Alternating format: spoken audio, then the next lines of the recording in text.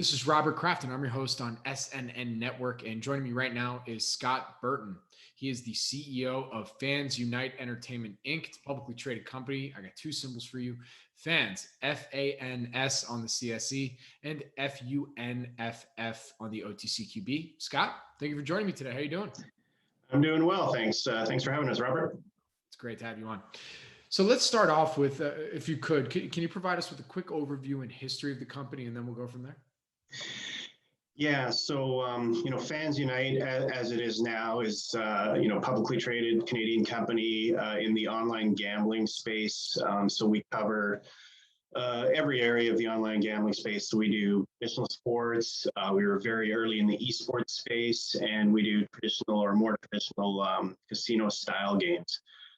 We have a few arms of the business. So we do business to business. So we have our own software platform, full gaming platform licensed in a number of jurisdictions and countries around the world. And then we do operate some of our own direct-to-consumer sites. So we do have a couple of brands that do direct-to-consumer. The company is formed as a merge last year. So FansUnite got public in March of 2020. Quickly, they acquired a direct-to-consumer UK betting site called McBookie, which is doing very well. It's focused on the Scottish market.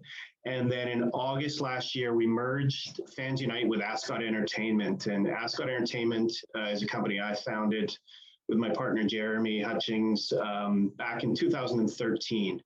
And we were heavily into the esports space since about 2014, building out technology. We merged into FansUnite, so we really became the technology backbone of the company with Scott Entertainment and the esports arm. FansUnite had the traditional sports side as well as the McBookie direct-to-consumer. So that's how the company got to where it is today with that merge, and then we did a couple of financings since then. So with the merge last August, we did a $5 million brokered financing. And then in January, we completed another $13.4 million financing. Very good. So Scott, look, the gambling space has just blown up, to say the least, in the last little bit. I mean, the fact that you guys went public in March 2020, I mean, just saying you're going to do that at that time is a feat unto itself, right? But what would you say makes FansUnite unique and different compared to some of your peers out there? Yeah, I think unique, especially for our size and being more of a microcap, the infrastructure we have and the focus on technology. So we've really been building it for years. We were great, very well supported as a private company for many years by some very big names in the gambling space that understood that by building the technology, that was the right way to go. So a lot of people you see coming on into this space now, trying to capitalize on the boom in gambling, especially what's going on in North America, are fairly new and more of a brand in most cases. So they don't own the technology.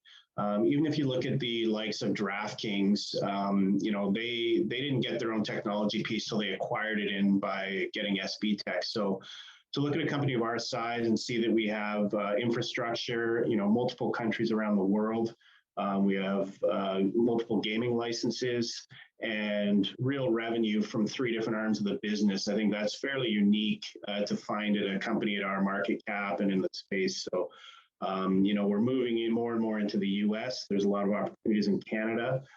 So most groups don't have the ability to, one, provide software in multiple licensed jurisdictions around the world to other partners, but also be able to very quickly launch their own brands in certain regions like we do in Scotland right now, in the UK, and launched a site recently in Brazil, and then we're looking at a few more markets.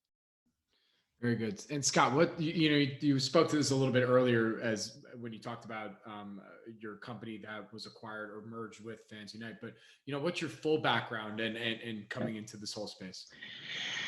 Yeah, so my background, so it's not the technical. Jeremy, my partner from back 8, 9 years ago, is the technical side. So I came at it from a business side, so marketing, education, then a Bachelor of Commerce degree, business degree. I spent 10 years with up in Canada here with a large forestry family, originally under the Sauter name.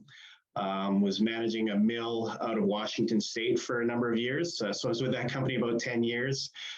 Decided to do something different. I went back to school for an executive program and came out with my CPA designation, so accounting designation.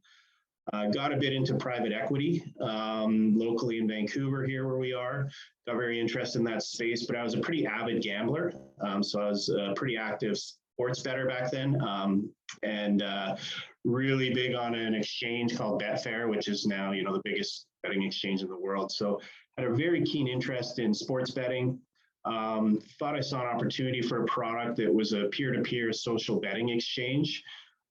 Found Jeremy, my partner, to build it, and was fortunate enough to have some good gaming investors here in Vancouver that supported it from the beginning. So we got launched and licensed with our first product in 2013 out of the Isle of Man. We won Game to Watch in 2014 with that game at Ice Totally Gaming in London. But it was in 2014, we actually started looking at esports. And it started with early Twitch reports that I had read. So looking at the Twitch stats back then, even in 2014, it was kind of mind-blowing. This was before the Amazon acquisition, so they weren't acquired by Amazon. We had a team of gamers, so our developers were all pretty avid gamers. So we started to look at that space and think, we could be an early mover in an emerging space as opposed to trying to fight our way into the the sports betting space. We launched the first ever dedicated daily fantasy site for esports called esportspools.com. Quickly registered about 200,000 users, and that was really what triggered us to go on the path of building out a full suite of betting products for esports. We then became the first licensed esports betting operator in the Isle of Man in 2017 with our own site, direct to consumer. The opportunity we saw, though, was with the technology we had, and a lot of the large operators in traditional sports were going to want to get into esports. So we started to build out a B2B platform, and that's kind of where we ended up in 2019, 2020, licensing software to either people who wanted to launch a brand new brand in gambling, but didn't want to go through the licensing process and getting all the servers in place and everything you need to do, or plugging into an existing operator. So it's been kind of a 8-9 year journey to get here. We were, as Ascot, we were going to go public last year ourselves. We had some money committed and we were ready to go, and then COVID hit in March, and we changed our plans. Had some interest in the company at that time. I've known Darius, the founder of FansUnite, for 7 or 8 years as well. So we started talking, and that's when we decided to merge the two companies together. I took the CEO role at the company, and Darius is still active daily as the president. And it's been it ended up being a really great thing for us, that the whole process. Very good. All right. So to close us out here, from what you can tell us, what would you say are the 1 to 2 things that investors should look for now moving forward? Yeah, I think from us, this is really the year where all of our, it's an exciting time because the infrastructure is built, the licenses are coming. We're about to get a UK license. We're moving into the US. So all the arms of our business are generating revenue now. We did well last year, and it's going to, more than double this year. So really, we can start showing some metrics around revenue. We will show additional licenses. We will show some new partnerships in licensing software. And then we are looking to be quite active in some acquisitions this year. So those are the main things people are going to be able to see from us. Very good. And Scott, where can our audience go and find more information about FansUnite? Yeah, you go to our website, FansUnite.com. And if there's not information there, then our contact details are there. You can reach out, and we're pretty quick to get back to anybody. We're always happy to hear from either existing investors or anybody who wants to find out more. Very good. Scott, thank you so much for joining me today. I really do appreciate it. Good luck. Stay safe. And I look forward to our next update. Great. Thanks, Robert. Thank you. Bye-bye.